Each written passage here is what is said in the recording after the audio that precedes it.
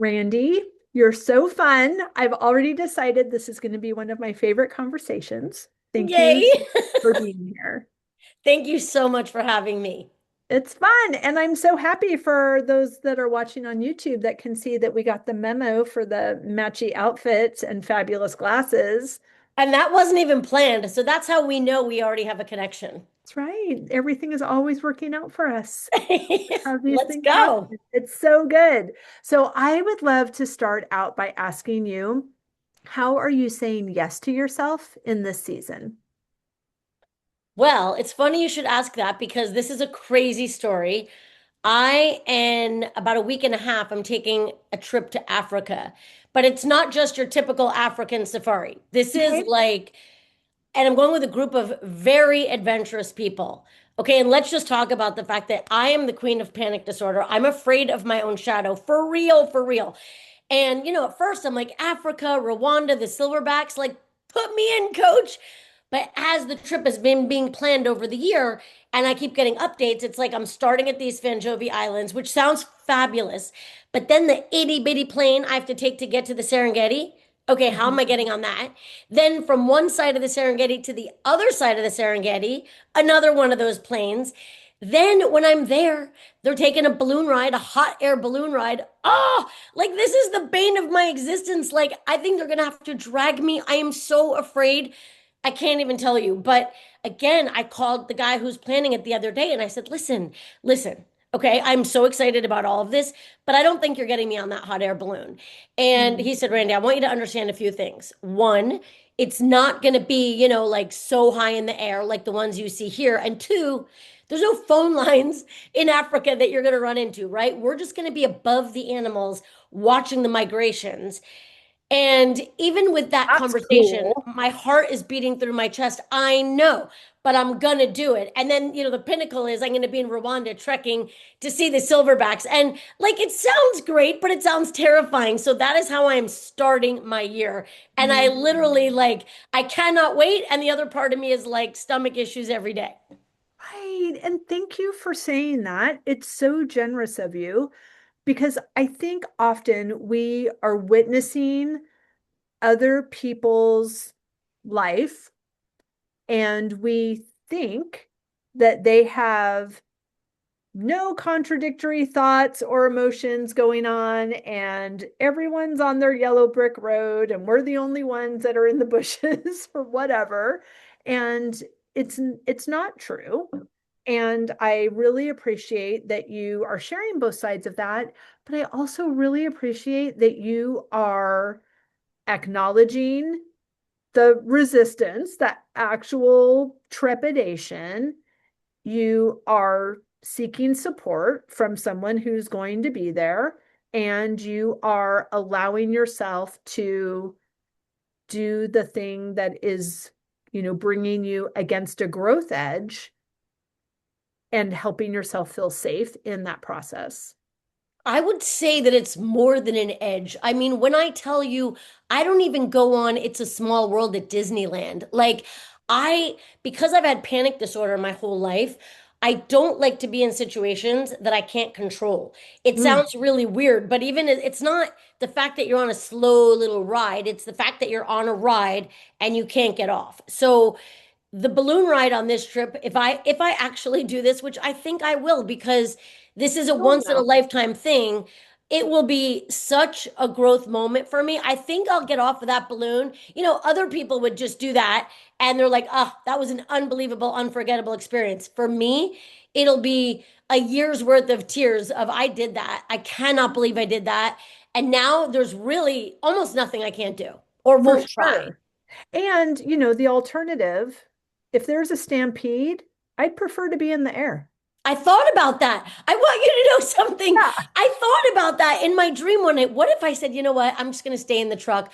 I don't need to get on that balloon. And then they're all stampeding across the plane, and I'm in that truck. I'm actually probably much safer in the air. So that did Exactly. come to me. Yes.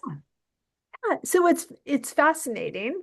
Like you're getting this really, and you know yourself, and everyone could say you should totally do it, and you get to make the decision, and you get to change your mind 1,000 times and decide on that day. And you also get to um, be gentle navigating your decision toward your decision of if you're getting in that balloon or not. Agreed. And what you just said, it just holds so much weight for me because what you just said that hit me is we're always so afraid of what everyone else is going to think. We live like people live in more fear of other people Totally. than they do about anything else. And for me, like I'm going to be with this group of very adventurous people that are now talking about jumping out of airplanes. That's a hard no for me. My brother does that and I will never do that. But so it's not about ever competing or being performative for other people. It's about doing things for ourselves. What fills our cup? What do I want to say yes to? And how am I going to give myself the grace to do this? Because it really is a huge decision for me. And I'm telling you, I will contact you after this trip to Africa and Please. let you know if I did it or not. Yeah. I mean, right now sitting here, it's something that I absolutely want to do. But I mean, it's all of these elements of the trip. It's the itty bitty airplanes where I can't even bring hard cased luggage because they're so small. I'm thinking to myself, what am I getting myself into? And the other side of me is like, no, this is going to be incredible. And Randy, your whole world is going to open up because you're going to see that I'm fearing the fear more than I am the actual experience. Exactly. And reminding yourself of that over and over and over again, Hmm. it's so beneficial. It's you're getting a master class in how you at this point in your life, in your personal development, in your evolution, in your work with your clients, like how you are navigating this really big thing. And Well, it's when you just said about my clients, moms ask me all the time, how do I help my daughters build confidence? Because I work with a lot of young adults, women, and their moms. And I say the same thing over and over again. And I really believe this from the bottom of my heart. Mom can't give her confidence. She has to build her own confidence. And I say the way she builds that confidence is when she does little things. You don't have to go do something big. It could be as small as she wants to start trying to take up yoga and she just buys the outfit and lays the outfit next to her bed the next day. Do you know what I mean? Like every little step towards doing something that you want to do, every little step is a win. And every little win just like builds you up more and builds you up more. And then you're going to keep trying more things. And that is how we can't hand out confidence. I wish we could. I'm going to give some to you. I'm going to take away some from this kid, but it just doesn't work that way. They have to earn it and build it and feel it. And they do when they start experiencing these small wins.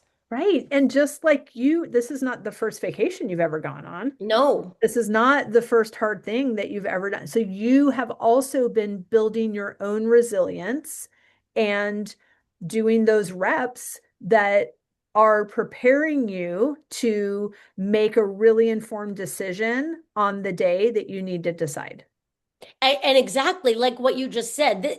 I was funny because I was on the radio yesterday and I don't do a lot of radio pieces, but I was explaining to my family they're very different than podcasts because on this show we can talk and we see each other and it's much more conversational. When you're on the radio, those people they're very, very quick. The pace is very fast and they're very witty and you have to just be like, going back and forth. It's like you're dancing real time on the air.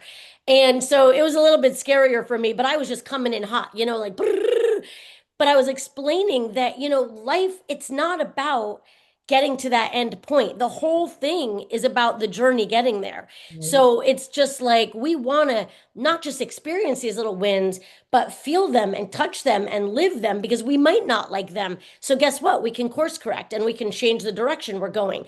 But yes, I mean, I'm 57 and my whole life has been, training me to try. Like right now, I do a lot of content online. I'm not a content creator. I don't know what the heck I'm doing on TikTok, but I'm learning and I'm putting myself out there, and sometimes I get like just thousands of people and lots of great comments.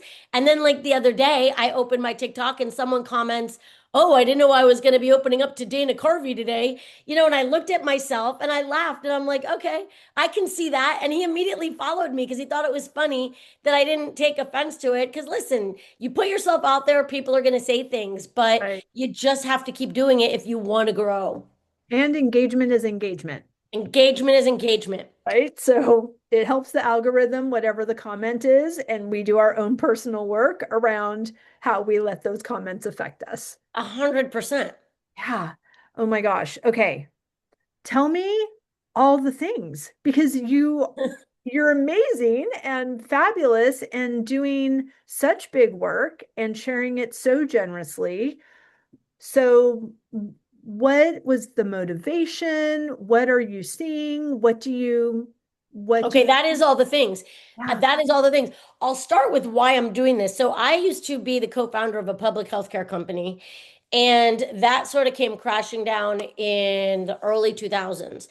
And I was the stay-at-home mom, and I loved every minute of it because when I do something, I come in hot. Like I'm in with no balance. And so when I stopped working, I had two young kids, and I was a stay-at-home mom, but I was never good at just doing, and I don't want to say nothing. I was never good at just being a parent and not just thinking the other shoe was going to drop and somebody needed me at 2 in the morning. So I've always kept one foot in a lane. So I did writing for a while for the local papers, and I just kind of stayed doing that for years. But then your kids, they start to get to middle school and high school, and they don't need you as much. And me being me, I saw that writing on the wall. And I saw how fast the years went. Like I was like, "Oh, I'll get out of the workforce for, 5 years. And five is 10, and 10 is 15. And no, thank you. Because then you're a dinosaur. And then you're like, how am I ever going to get back into the workforce and offer something that's useful? So around the time my kids, I could see this happening. My husband says to me, "Randy, why don't you just find something that's fun?" Now, I know there are the women out there that are listening that are going to say, "Well, good for you, but I can't afford to do fun right now." I want to say in that statement that I did put in the work for years and years and years. So I had worked and done very, very well. I was very successful for many years. And so now we were at the point in our marriage where my husband could provide and I could go get a job that was enjoyable. But if you ask a woman, in her 40s, what's fun? I think that that question alone is very daunting because I didn't have an answer for that. Like fun, I'm a mom. I'm going Right. off I the haven't checklist focused on here. my own fun in decades. How do you even define fun? Like, I mean, today I would go to ChatGPT and say, "Hey, what's fun?" We didn't have ChatGPT and Google had no idea how to tell me what was fun. So I'm going through my mental Rolodex and I'm like, well, I mean, I like going to happy hours before games because my kids did a lot of sports. I like being with my friends, but like nothing else really came to me. So I decided one day on a whim, just for no reason, I'm going to go get a job in retail because I always thought to myself, retail has to be fun. I mean, when people shop, and I'm not even a shopper, but when people shop, that seems like a fun thing to do. So I go to my very favorite store with zero experience and I immediately get a job. And they Right. immediately, Everybody wants your energy bringing people into their shop. yeah, can I be honest with you? That is what happened. It's Yeah. funny. But let's be clear, there are things I'm really, really bad at that store. That's why we all complement each other. Like some people that are not as good with just walking up to a stranger, they're very good behind, it's called the cash wrap. They're very good at that, just bing, bing, bing, bing on the computer. Me, not so much. I mean, Right. it is, oh my God, I can't even add two plus two back there. It's frightening. But Right. talk But if about someone walks in the door, you're like, "Ooh, a new friend. a Come on in. hundred, it's like a I, girls' night out. It's like a GNO. I'm with It's you." so fun. So Mhm. that's what I did for a while. And I just was like, I'm getting paid to do this. I'm getting paid to be in my favorite store, like it's a party and buy clothes at a discount. Like win, win, win. So I'm Totally. doing this. And as I'm doing this, everyone, because of what you just said, is like, you need to be a life coach. And I'll be honest with you, I hate the term life coach. I think it feels very like I know something that I don't, and I don't. So I just want to say that. I pretty much don't know anything. But what I do know is people, and I do know how to like celebrate ourselves and how to show ourselves grace and how to get from A to Z, knowing that there's going to be bumps along the road. So I get involved in this Jay Shetty course, which I absolutely adore him and his philosophy, blah, blah, blah.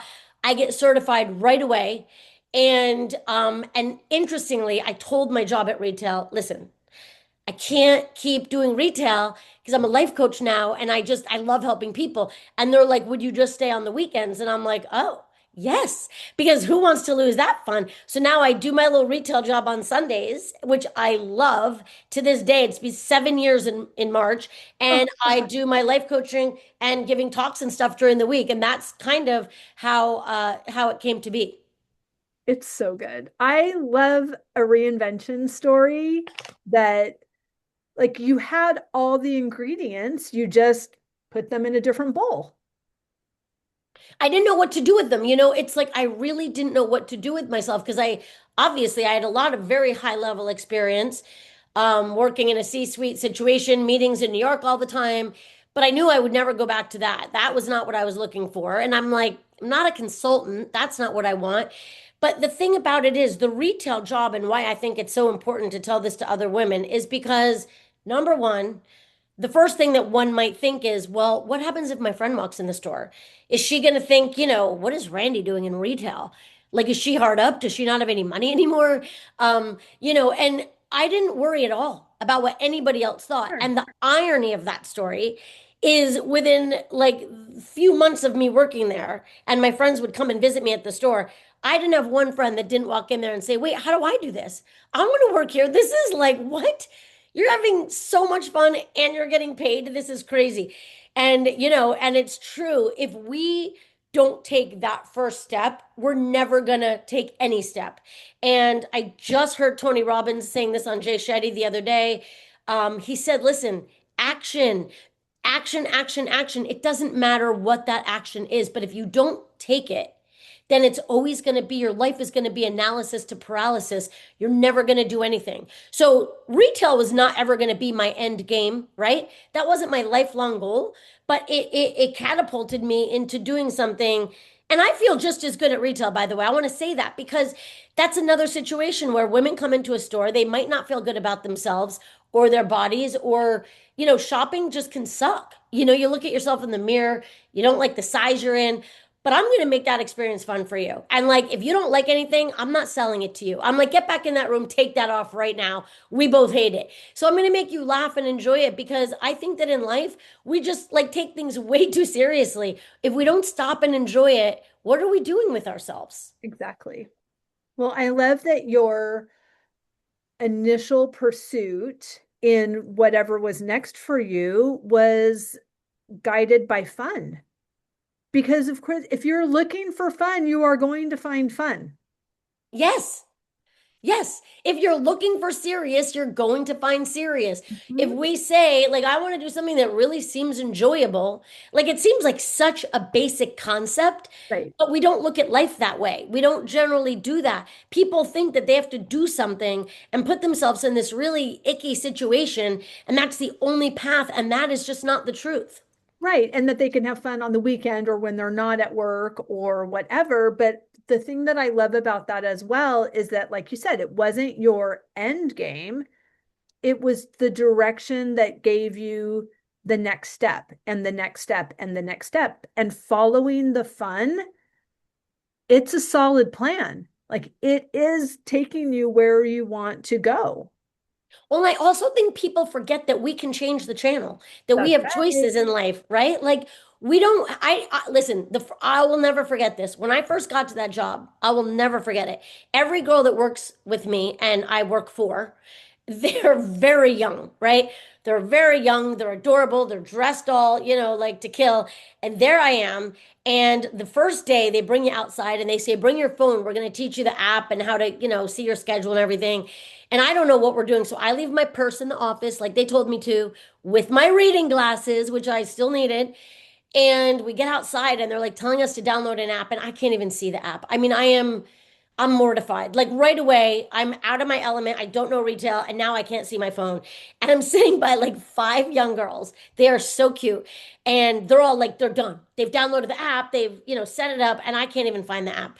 So one of the girls grabs my phone and she's like, "Can I help you?" And I'm like, "Oh, please help me." So she does all of it for me. And at that point, I so remember thinking we were outside.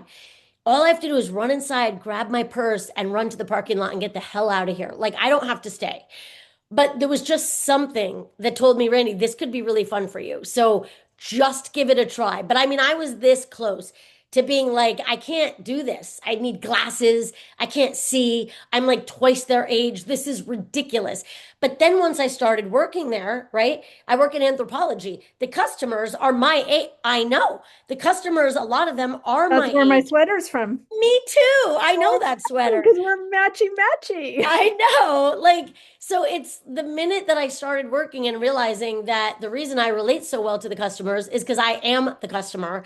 But see, a lot of times in life, what we do is we get really scared about something and we then just don't give it a chance.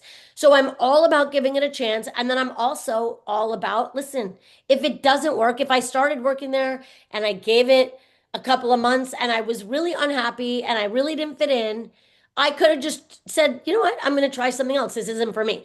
But because I stuck it out after that first day, which was really humbling, I could not not be any happier. It's a lot of fun, and I've actually so another thing I do, which is ironic, is I give talks, right, to women and to girls.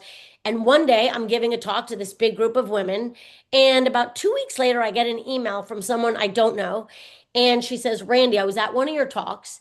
And I have to tell you something. I was so motivated by you, and I've always wanted to work in retail. And I've been so afraid to take that first step because I don't know anything about it. Would you ever give me a reference or meet with me? And I was like, "Are you kidding? Of course.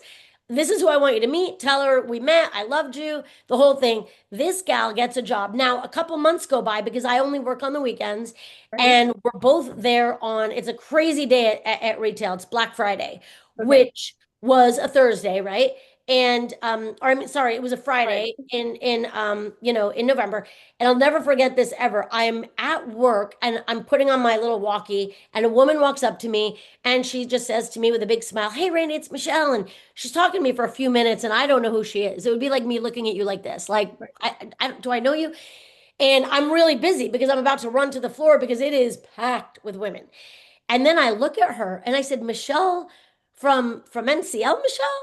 And she said, "Yes." And I said, "Oh my God." And she was like, "Randy, I have never been so happy in my life." And so then I started working a few shifts with her. And this gal said, I just changed her life. And I said, "Can I talk about you when I do podcasts or give talks?" And she said, "Yes, I want you to talk about me because you literally changed my life. I never would have taken that first step." And now I just got a message from her the other day. It's been years. And she said, "I just gave my notice because now I'm going to become a kindergarten teacher." And so it's like, how great is that? So great. I love Mhm. it. And they do each yes just tease us up for the next thing that is coming. Yes. So tell me about these talks. What are you doing? How did you even, I don't know what NCEL or N whatever letters you, NCL. yeah. So I don't know what that is. Tell us all the things. I don't, this is one I don't have a good answer to. As soon as I started coaching, I started getting phone calls to give talks. And I was okay, I love that. in fairness, I gave a TEDx talk. Okay. However, though, there's a however, that one was online during COVID. So I wasn't like on a big stage. I didn't really feel like anybody saw it. But maybe they did because all of a sudden, all these people, all these local groups started calling me and asking me to give talks to these girls and to their moms. And it was very challenging with the girls because NCL is called National Charity League, and it goes from, it's either sixth or seventh grade through senior year in high school. So that's a very big delta, right? In the Mhm. ages. And then their moms, and the moms are very involved in these organizations. Right. So the first talk I gave was to the whole NCL class, which, like I said, is very hard because how do you talk to you're talking about like an 11, 12-year-old up to like an 18-year-old, 19. I mean, it's really kind of crazy. And what I started doing was giving talks about navigating the digital world. And I mean, years ago, I saw this, it's exploded since then. But starting years ago when I gave talks, I never got up there and preached and said, girls, listen to me. Phones are the enemy. I never did that ever. I would just talk to them about the importance of finding who you are in a world that is trying to tell you who you should be, Mhm. and how important it is that there is no group of cool girls. Like, stop trying to fit into people that don't fit you. You are the cool girl. So what do you like? What do you enjoy? And I would, with the parents, I would talk a lot about family values and setting boundaries and rules around phones. And so important to me to not have that phone in the bedroom at night, not have the phone at the dinner table. We're just talking about some basic common sense stuff. But I'll tell you, the one slide that women always spent the most time on was the slide about building the confidence and the self-esteem, because they just felt like their daughters and I'm sure sons too, but in this digital world, they're just stripped of their self-confidence and their self-worth because of everything, their body image, the way they look, their eyebrows, their facial features, their hair, their style, the clothes they wear, the water bottles that they hold, everything is just so judged. And Mhm. so for me, I just will get up there and talk to them about, listen, you're not ever going to give your kid confidence by just complimenting them and telling them how great they are all the time and buying them whatever they want materialistically so they can fit in with this group. You've got to identify family values. What's important to you guys? Is it material wealth? Is it going out and having family vacations and experiences? Are you a family that loves to go watch concerts and hit up Coachella? Like, we're all just so different. And I know all these different families and all these different walks of life.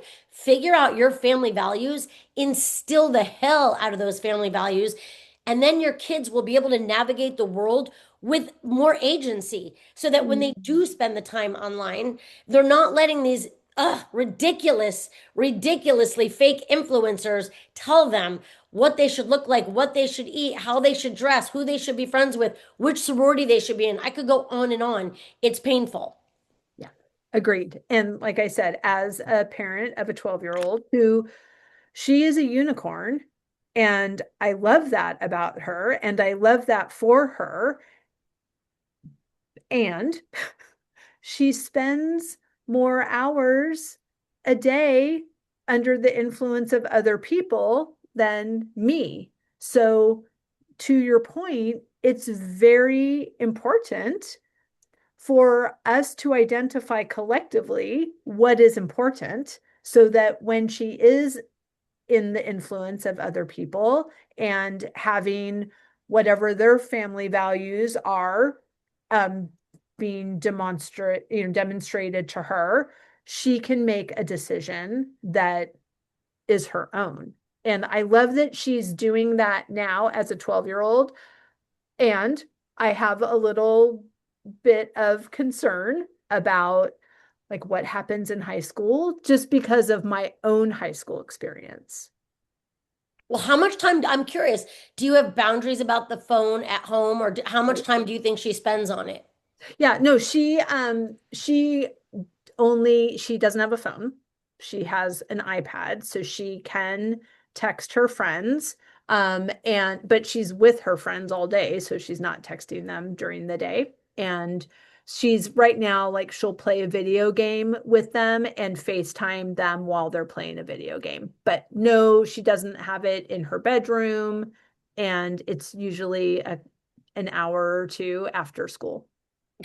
You are a unicorn. She is a unicorn, because that's really, truly not the norm at all.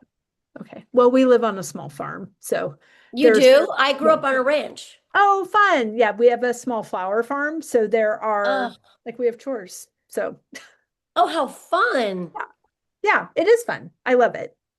Well, see, that's so special for her, because it's just something that's just so unique and so different, and makes her special in her own right, in that she's not trying to be online and be one of these Sephora girlies and all the things that just are shaping our kids to think that it's just so much more about the money that mommy and daddy have than it is about who they are as people, which it just frightens me. I mean, nothing, listen, nothing against the girls that like, the things. I'm not judging. I'm not, but I have a problem when you're so young and you're insisting on certain levels of things that certain moms don't even spend money on. So it's like, where are we placing our values today? I just it's pretty hard to watch.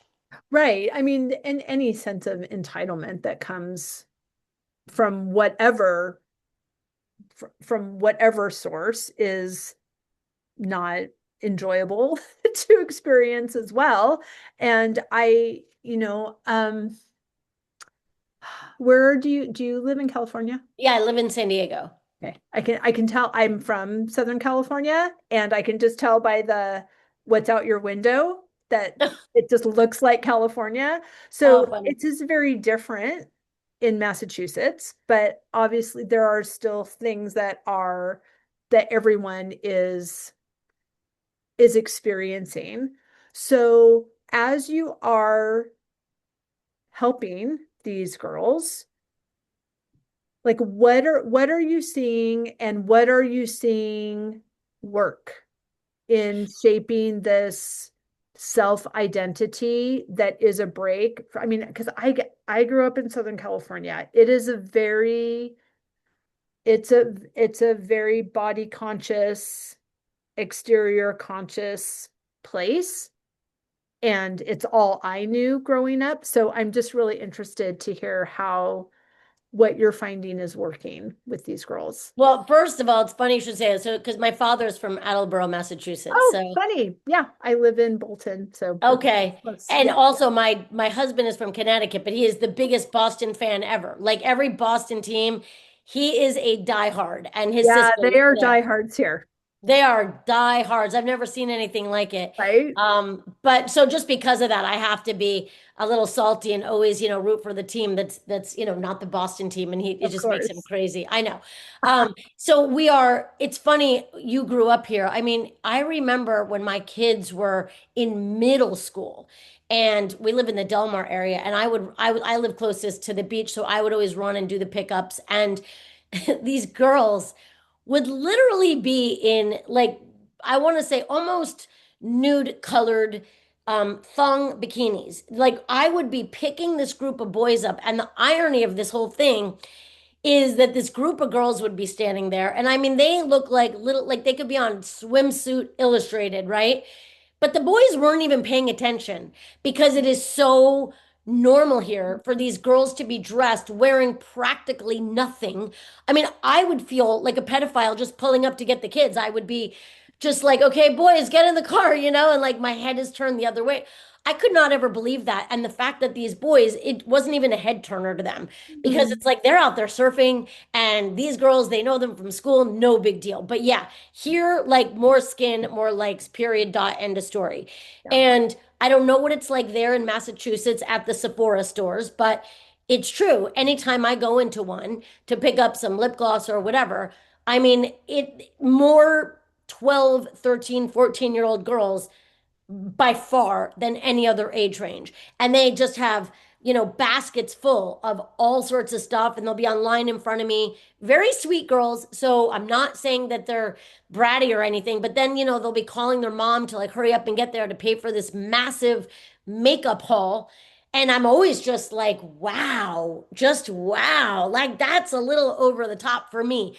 I don't work with that age. So I generally work with like high school girls that are seniors in high school because a lot of them are athletes, or girls that are in college and their moms. Because the way it works is a mom will call me and say, Randy, I need you to work with my daughter. She is so, she's just stuck and blah, blah, blah. And she'll lay out a whole scenario. Mom is great. I love the mom. But then I'll get on the Zoom with the daughter. And before, we're officially working together, I want her to know that we can, mesh and that she wants to work with me. Right. This girl will get over the Zoom, and I am telling you, 180. Like she tells me a completely different story than what her mom just told me, Of which course. is when I realized that I need to work with both of them because the lack of communication, seriously, it's wide. It's very, very wide between what a parent thinks is going on with their child and with what is going on with their child. And so Listen, because a lot of the athletes I work with, for instance, one big thing is that we as parents want to live through our kids and we just control everything. And so when we see our kid excel, let's just say at a sport, we see them excel at anything. I mean, we go all in. We're like, we're getting you the extra nutritionists and the trainers and the extra training and the speed and agility and you name it. So their kid now gets the D1 offer. They're in college, they're playing a sport, and they're miserable. And they're miserable because they were good at it in middle school and in high school, but that didn't mean they wanted it to be their job in college. But the parent, now listen, the parent thinks they're doing the right thing. So I am not saying that these are bad people. What I'm saying is that these are people that are not listening to their kids. They just basically see, like they see an entry into college that they might not have gotten into without this sport. So now your kid gets there, but they're too, like they feel guilt. They don't want to tell their parent that they don't necessarily want to be playing a sport. They just wanted to go to college and basically, have fun with their friends and, soft land adult over there. So there's a lot of that. There's also just a lot of the social media issues that come with, sorority life is a big one that I deal with. And when you don't get into the sorority, I just got a call about that this morning with a mom about a fraternity. I mean, it's heartbreaking. It's devastating. They go through all the things and all the rounds, and it's basically their first real like in-person rejection. Like they maybe didn't get into colleges, but this sorority stuff and the fraternity stuff, that's hard hitting. And so there's a Right. lot of that, right? And then say they do get in, but they didn't get in with the right group of people because, like I said earlier, they tried to be with the cool kids, and they're not a cool kid. Like I'm not a cool kid, right? I could always hang with the cool kids, but I'm the least cool kid you're ever going to meet. So if I was ever in a cool kid sorority, let's just say, that would have been a problem for me because I want to be out there saying what I want to say, having fun, drinking beer, dancing, like that's who I am. And so, then they'll get in but then they don't get invited to any of these things. And they see it online, what all the other girls are doing. And so a lot of it is navigating, finding their confidence, finding and building their self-esteem, figuring out how to make basic decisions like what do I order for lunch? What classes do I take? I mean, they're obviously very smart kids. They're at very smart colleges, but they can't make basic decisions because they've never had to. So it's just a lot about the overall basic adulting that a coach can help you with so much more than your mom. Because when your mom tells you, she just pisses you off. Like she's not listening to you. She always says the same thing, like all of that. But when a coach, a non-interested third party, can get involved and listen and really understand what it is that you want, a coach will ask you those questions to help you figure out what it is you want. And that's a lot of what I do. Right. Well, it's amazing and so um needed, necessary, but also really rewarding for you because you are a bridge in these very obviously important relationships, but it is a challenge to navigate. It is a challenge to go from being the confidant to the one who doesn't get to know anything because they only want to talk to their friends. And there is a lot, there's so much going on there. So I love that you're doing this. I love that you are working with both the mom and the daughter. How are you seeing that play out, like as you are helping this parent understand that what they think is happening is not the Happening. experience? Yeah. Well, first of all, you said it's rewarding, and it is rewarding, but I mean, it can also be kind of heavy. You know what I mean? When I first started doing this, I truly was going to hang my shingle and be a coach to midlife women because in my mind, first of all, that's what I'm seeing in anthropology. The company that I was a co-founder of, that was a public company, was a company for menopausal women. So I feel like there's almost nobody knows this woman in this stage of life more than me. Like I could tell you more about menopause than you'll ever want to know, right? Because that was my business. So it was a huge pivot when women started calling me to work with their daughters and not to work with them. I was like, what? You're the one that needs me. Like, you need the reinvention because your entire identity is your daughter. So, what's fascinating to me is why I work with the parent is certainly not to tell the parent, well, this is exactly what's going on with your daughter. I don't do that. I Right. don't break Right. Of confidence. course. I almost work with the parent on the same type of issues that I Yeah, work on the daughter with, because exactly. once the mom has that confidence to realize her daughter loves her and her daughter wants to confide in her, but she's got to get a life. Her whole life and identity cannot be hung on I'm so and so's mom. And this is what I do. And don't mess with me. Like I'm a mama bear. Like we got to stop that. Like, yeah, we get it. We get it. We're all mama bears. But you can have a life and still be a mom. And when we put all this, like our energy onto our one, two, or three, or however many kids we have, they see that, they absorb that. So now they feel that and they start to feel guilty if they want to go away to college, like where they have to get on an airplane, or they want to spend a holiday, a Thanksgiving with their new college friends and not come home and be with mom. It's like we put this heaviness, this burden on them that we don't realize. It's unintentional, but we do it. So when I work with the moms, it's as much for them to build a life as it is for these daughters to navigate their life, so that all of a sudden the relationship becomes much more healthy and much less toxic, because now the mom isn't spending every minute trying to fix her daughter and her daughter's problems and the issues with the roommates and the professors and everyone else. She's like checking in with the daughter, but she's got her own life too. Right. Right. And so many of those tools, I mean, they're the same tools. So when you are watching them be utilized by someone so close, it reminds you what's available to you. And also they're modeling that for each other. Totally, 100%. Sweet niche, Queen. Good Yeah. job. Well, who knew, right? I mean, I here I know. thought I I love it. I thought I was gonna be like helping the menopausal women that came in shopping and they were like just in a bad mood and salty. And I'm like, no, I got you. I got you. Because I would be salty too. And I mean, the first calls I got were like, oh, can you work with my daughter? And I was like, what? Okay, I guess. And I love it. Listen, I love working with all my managers are literally so much younger than me, and all the girls I work with at Anthro are much younger than me. So it's very funny because I'm constantly surrounded by these two age ranges. Like, you know what I mean? Right. 20s and like 50s. Like that's my niche, and I love it. It's so good. Oh my gosh. Hmm. I love it. Okay. This was such a fast time together, which I'm assuming you hear that all the time. I do. Tell everyone where they can find and follow you, how they can work with you, all of the good things. Yeah. Well, I'm basic. I'm a basic girl. So I'm just randycrawfordcoaching.com, and that's Randy with an I. And then I do TikToks daily and I do a little bit of Instagram, and it's just at Randy Crawford Coaching. So if people are interested and they go to my website, they can just click on the Calendly and get a 30-minute free session. And I do a lot, and and I'm just sort of all over right now. I'm on podcasts, but all the stuff I do, um I basically put on my website, and I am writing a book called The Pickleball Parenting Playbook, but I can't say when that's coming out because a book is like it's more than having a baby. Because Right. with a baby, we know it's 9 months, and with a book, it is like who knows when it's going to It happen, is but what we're it hoping for is. this year. Oh, that's fantastic. Well, we'll link everything down in the show notes.